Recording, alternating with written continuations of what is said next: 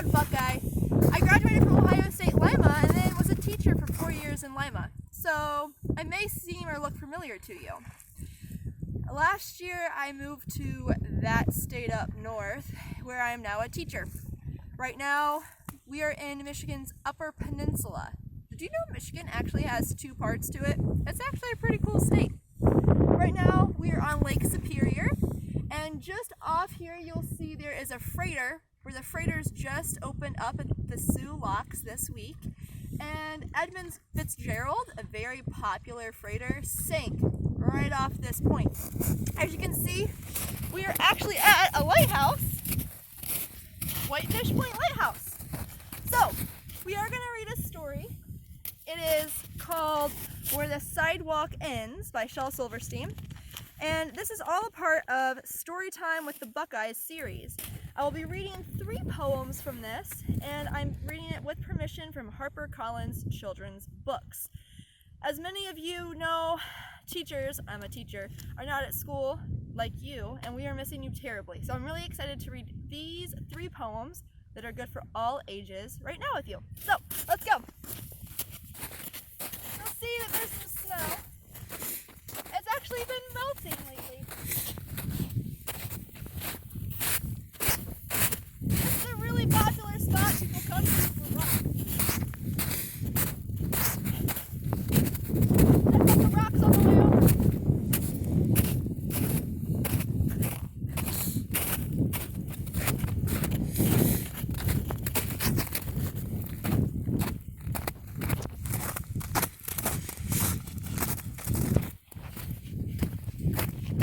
So the first poem I read for you is a poem that is water related. It's called Pirate Captain Jim, and you can see in the photo Captain Jim. Pirate Captain Jim. And when you listen to this, I would like, if you are in kindergarten to 3rd grade, try to listen for some rhyming words. If you're in 4th grade on up, listen for some literary devices. Walk the plank, says Pirate Jim. But Captain Jim, I cannot swim. Then you must steer us through the gale. But Captain Jim, I cannot sail. Then down the galley slaves you go. But Captain Jim, I cannot row.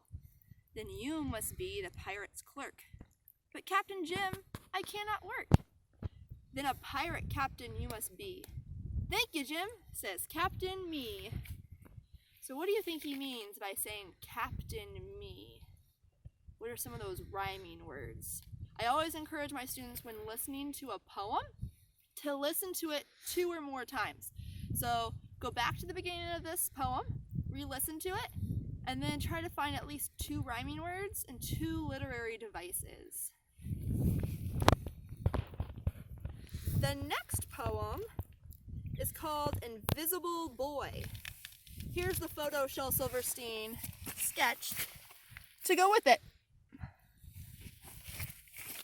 I want you to really visualize, no matter your grade level, really try to visualize using the adjectives by Shel Silverstein what this looks like. And here we see the invisible boy in his lovely invisible house, feeding a piece of invisible cheese to a little invisible mouse.